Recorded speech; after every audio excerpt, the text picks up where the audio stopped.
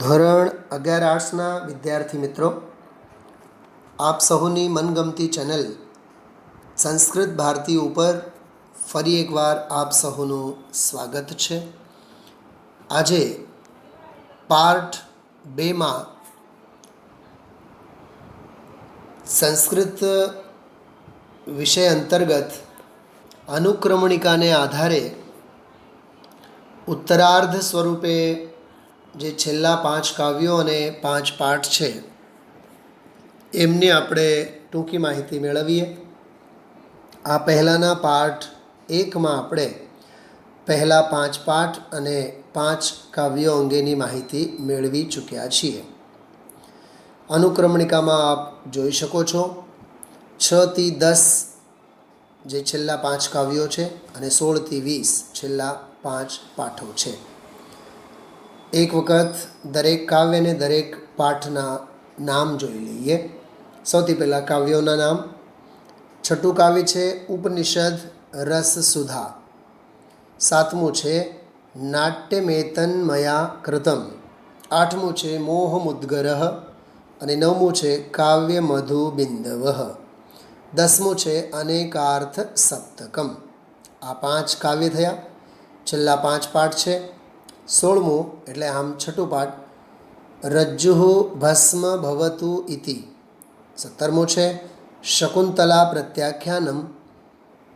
18મું છે કિમ નામ વ્યક્તિત્વમ. 19મું છે હોલિકોત્સવઃ અને 20મું છે અગ્ર્યાણામ શતમુદ્દિષ્ટમ. હવે આપણે એક એક ચેપ્ટર અંગે થોડીક વિશેષ માહિતી મેળવતા થઈએ. 5 કાવ્ય પછી વૈદિક સાહિત્યને લગતું જ જે વેદોનો અંત એટલે વેદાંત એટલે વેદોનો અધ્યાત્મ જેમાં સંગ્રહિત કરેલ છે એવા ઉપનિષદ સાહિત્યમાંથી સરસ મજાના 5 એવા પદ્યો આપણા પાઠ્યક્રમમાં મૂકવામાં આવેલા છે. આમ ઉપનિષદ સાહિત્ય વેદાંત સાહિત્યના નામે ઓળખાય છે. ઉપનિષદ શબ્દનો પણ સરસ મજાનો અર્થ છે. ઉપનો અર્થ થાય પાસે, ગુરુની નિકટમાં. નીનો અર્થ છે નિશ્ચિત રૂપે અને સદનો અર્થ થાય બેસવું. તો આ રીતે ઉપનિષદનો અર્થ થાય છે ગુરુની પાસે નિશ્ચિત થઈને બેસીને પ્રાપ્ત કરેલું જે રહસ્યાત્મક જ્ઞાન છે એને કહેવાય ઉપનિષદ. તો ઉપ અર્થાત નિકટમાં, પાસે ગુરુની નિકટમાં, ની એટલે નિશ્ચિત રૂપે અને સદ એટલે બેસવું. એવી રીતે ગુરુજનો પાસે એકાગ્રતાપૂર્વક બેસીને ઈશ્વર અંગે, આત્મા પરમાત્મા અંગે અધ્યાત્મનું જ્ઞાન મેળવવું તેને ઉપનિષદ કહેવામાં આવે છે. આમ 4 વેદો અંગે ઘણા બધા ઉપનિષદ ગ્રંથોની સંખ્યા જોવા મળે છે. ઋષિઓ અને મુનિઓ અને વિદ્વાનોની વિદ્વત્તાનું ખરું સોનું, જેને તપનું નવનીત પણ આપણે કહી શકીએ એવું આ ઉપનિષદ સાહિત્ય છે. ઉપનિષદોની સંખ્યા 200થી પણ વધારે માનવામાં આવે છે. છતાં એમાં મુખ્ય ઉપનિષદો તો માત્ર 11 જ છે. એમાંના 5 ઉપનિષદોમાંથી 5 મંત્રો, 5 પદ્ય કાવ્યો પાઠ્યક્રમમાં નિર્ધારિત કરવામાં આવેલા છે.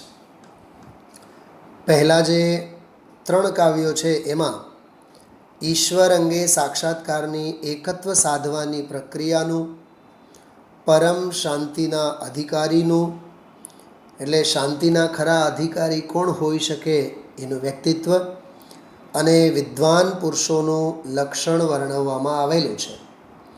ચોથા મંત્રમાં સત્યમેવ જયતે આપણે જે કહીએ સત્યનો મહિમા ગાવામાં આવ્યો છે.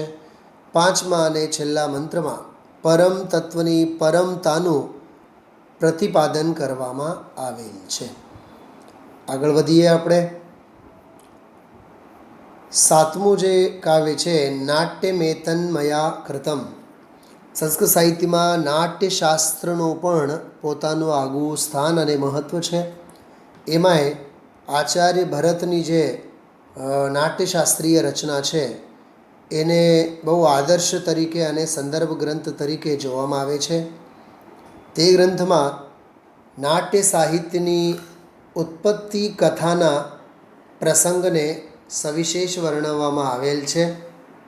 એમાં નાટક કોને કહેવાય, નાટક કેવી રીતે હોય, અથવા નાટક સાહિત્યને લીધે સમાજને, દુનિયાને કેવી રીતે માનવ માત્રને તેઓ લાભદાયી ઠરે છે, એના અંગે 9 શ્લોકોનો સંગ્રહ આમાં કરવામાં આવેલ છે.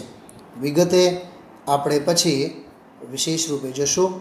ખાસ એક અગત્યની બાબત કે 4 વેદો પછી નાટક સાહિત્યને નાટ્ય વેદ તરીકે, પંચમ વેદ તરીકે નાટ્ય સાહિત્યને ઓળખવામાં આવે છે. દ્રશ્ય અને શ્રવ્ય કાવ્યની વિશેષ આનંદની અનુભૂતિ નાટક સાહિત્યમાં આપણને થઈ શકે છે. આગળ 8મું કાવ્ય છે મોહ મુદ્ગરઃ. શંકરાચાર્યની આ એક બહુ સરસ મજાની રચના સ્તોત્ર કાવ્ય છે. સ્તોત્ર કાવ્યમાં કુલ 12 પદ્યો છે, પણ એમાંથી પસંદગી પામેલા 8 કાવ્યો લેવામાં આવેલા છે. ખૂબ સરસ આ કાવ્યોમાં શંકરાચાર્યે ઈશ્વરની ભક્તિની, પરમાત્માની ભક્તિની આપણને પ્રેરણા આપેલી છે.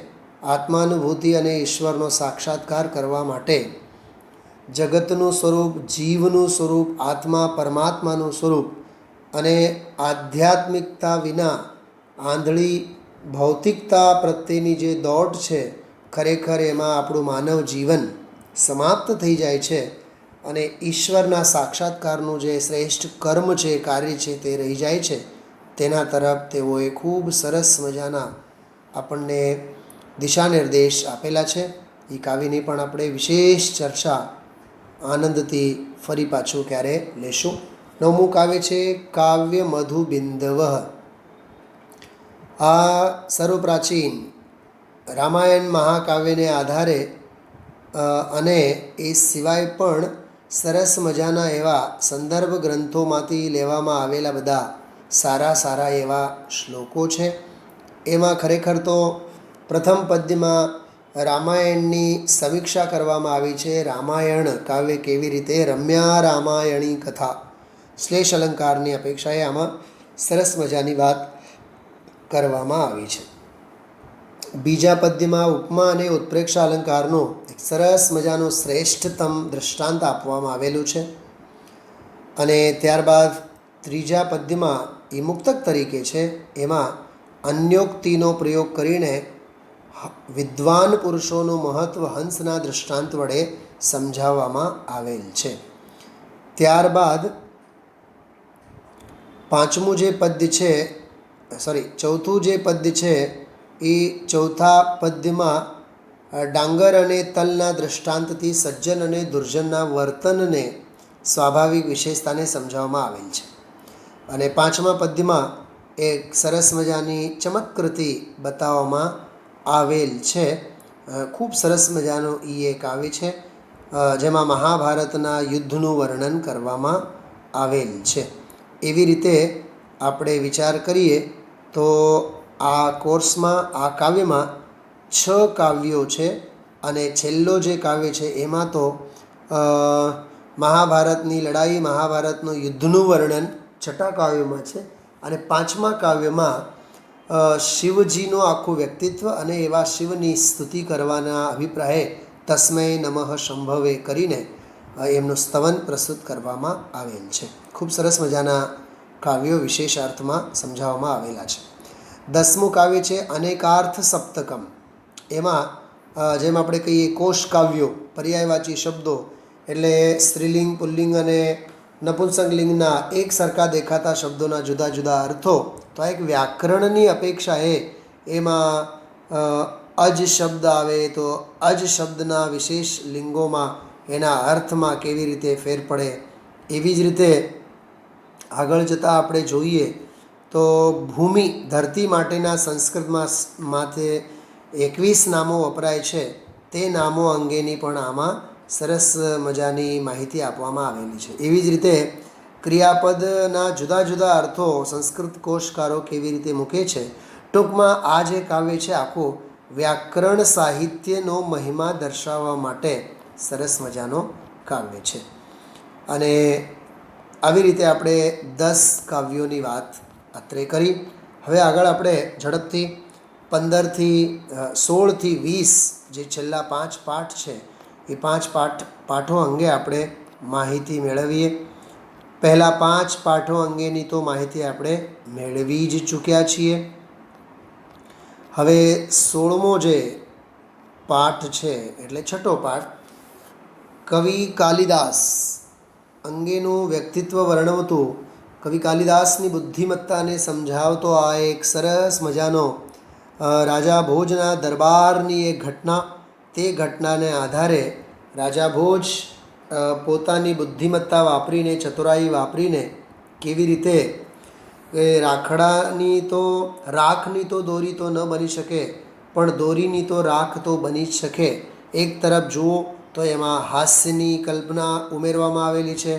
બીજી કોર ખાસ કરીને કે દેખાદેખી જે ચાલતી જે પરંપરા આવે છે એ પરંપરામાં જ આપણે ન માનતા આપણે કંઈક નવું તો કરવા ધારવું જોઈએ.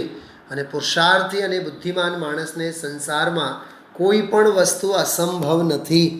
એવી રીતે આમાં અસંભવિત કલ્પનાને પણ સંભવિત કેવી રીતે કરી શકીએ એવી સરસ ઘટના વાર્તા તરીકે આમાં વર્ણવવામાં આવેલ છે. કવિ કાલિદાસની એક રચના છે વિક્રમોર્વશિયમ, અભિજ્ઞાન શાકુંતલમ અને માલવિકાગ્નિમિત્રમ. આ 3 નાટકો છે. એમાં શ્રેષ્ઠતમ નાટક છે અભિજ્ઞાન શાકુંતલમ. 17મો જે પાઠ છે એ એમાંથી જ લેવામાં આવેલો છે કે જેના 5મા અંકમાંથી આ લેવામાં આવેલો અંશ છે.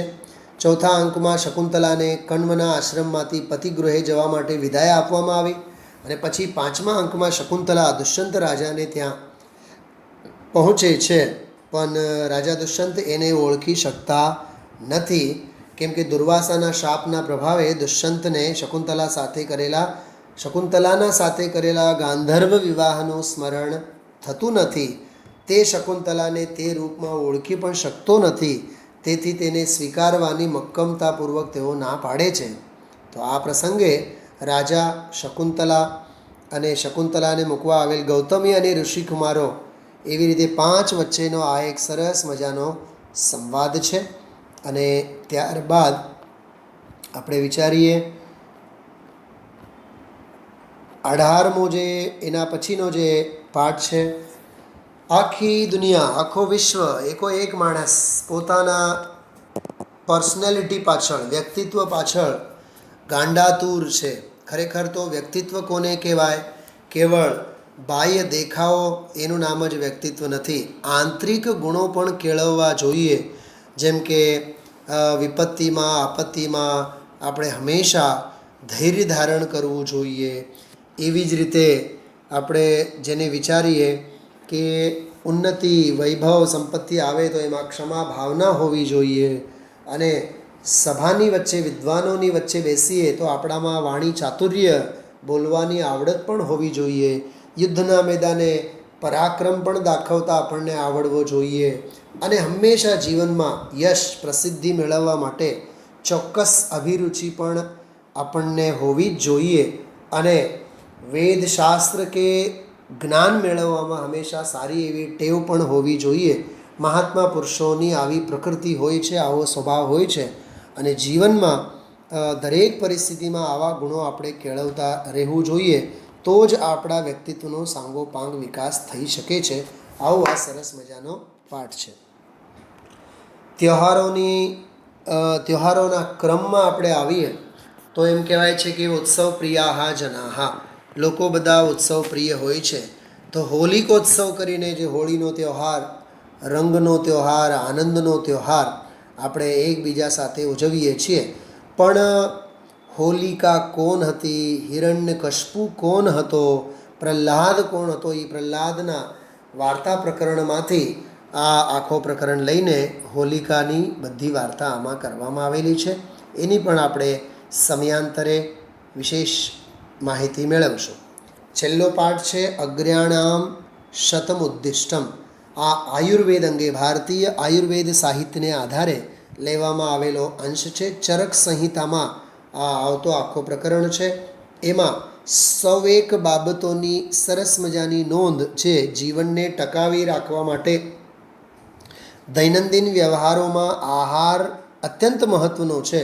તો આહારમાં કઈ કઈ વસ્તુ લેવાય, તો એનો આખો સરસ મજાનો આ પ્રકરણ ટૂંકમાં ઔષધીય ગુણો, ઔષધીય તત્વો વગેરે સમજાવવા માટે આમાં લગભગ 32-35 વસ્તુઓની નોંધ આપણને લીધેલી છે. જેમ કે દૂધમાં સૌથી શ્રેષ્ઠ દૂધ એટલે ગાયનું દૂધ. એવી જ રીતે ઘી, સારામાં સારી ઘી એટલે ગાયની જ ઘી. એટલે કહેવાનો અર્થ એવું છે કે દૂધ, ઘી વગેરે કેટલીક એવી વસ્તુઓ છે જે આયુર્વેદ ગ્રંથોમાં વિશેષ એમનું વર્ણન આવે છે. તો આપણા ખાન પાનમાં, આપણા વ્યાવહારિક જીવનમાં આવી કેટલીક બાબતો અત્યંત અગત્યની છે, એની નોંધ આમાં લેવામાં આવેલી છે. આવી રીતે આપણે 5 કાવ્ય અને 5 પાઠોની અત્રે ટૂંકી માહિતી મેળવી. હવે એના પછીના પાર્ટ 3માં આપણે પાછળનો જે સંસ્કૃત સાહિત્યનો ઇતિહાસ, ન્યાય પરિચય, છંદ અને અલંકાર વગેરેનો વિષય છે એના અંગે આપણે ટૂંકી માહિતી મેળવશું.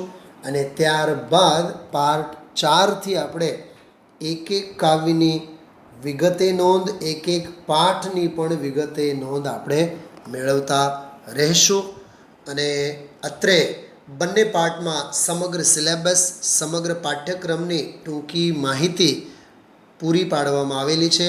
વારંવાર પાર્ટ 1 અને પાર્ટ 2 આ બંને આપ સાંભળતા રહેશો અને આ વિષય વસ્તુને સમજીને આ વિષયમાં રસ લેતા થઈએ એવી ભાવના સાથે હું મારી વાચાને વિરામ આપું છું. નમસ્કાર.